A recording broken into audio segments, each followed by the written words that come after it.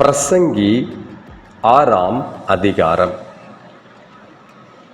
சூரியனுக்கு கீழே நான் கண்ட வேறொரு தீங்கும் உண்டு. அது மனுஷருக்குள்ளே பெரும்பாலும் நடந்து வருகிறது. அதாவது, ஒருவனுக்கு தேவன் செல்வத்தையும் சம்பத்தையும் கனத்தையும் கொடுக்கிறார். அவன் என்ன இச்சித்தாலும் அதெல்லாம் அவனுக்கு குறைவு இல்லாமல் கிடைக்கும். ஆனாலும் அவைகளை அனுபவிக்கும் சக்தியை தேவன் அவனுக்கு கொடுக்கவில்லை. அந்நிய மனுஷன் அதை அனுபவிக்கிறான். இதுவும் மாயையும் கொடிய நோயுமானது.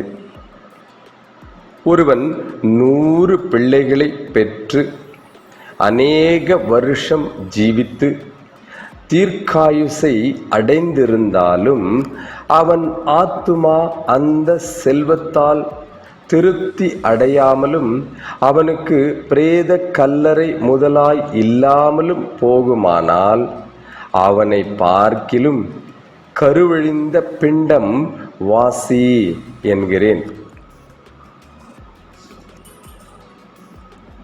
அது மாயையாய் தோன்றி இருளிலே மறைந்து போய் விடுகிறது. அதன் பேர் அந்தகாரத்தால் மூடப்படும். அது சூரியனை கண்டதும் இல்லை, ஒன்றையும் அறிந்ததும் இல்லை. அவனுக்கு இல்லாத அமைச்சல் அதற்கு உண்டு. அவன் 2000 வருஷம் பிழைத்திருந்தாலும் ஒரு நன்மையையும் காண்பது இல்லை.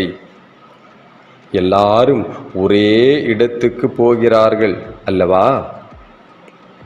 மனுஷன் படும் பிரயாசம் எல்லாம் அவன் வாய்க்காகத்தானே. அவன் மனதுக்கோ திருப்தி இல்லை. இப்படி இருக்க மூடனை பார்க்கிலும் ஞானிக்கு உண்டாகும் மேன்மை என்ன? ஜீவன் உள்ளோருக்கு முன்பாக நடந்து கொள்ளும்படி அறிந்த ஏழைக்கும் உண்டாகும் மேன்மை என்ன?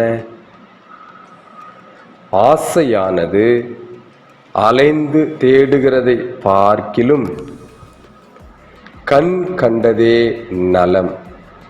இதுவும் மாயையும் மனதை சஞ்சலப்படுத்துகிறதுமாய் இருக்கிறது. இருக்கிறவன் எவனும் தோன்றும் முன்னமே பேர் இடப்பட்டு இருக்கிறான். அவன் மனுஷன் என்று தெரிந்திருக்கிறது. தன்னிலும் பலத்தவரோடே போராட அவனால் கூடாது. மாயையை பெருக பண்ணுகிற அநேக விசேஷங்கள் உண்டாயிருக்கிறபடியால் அதனாலே மனுஷனுக்கு பிரயோஜனம் என்ன?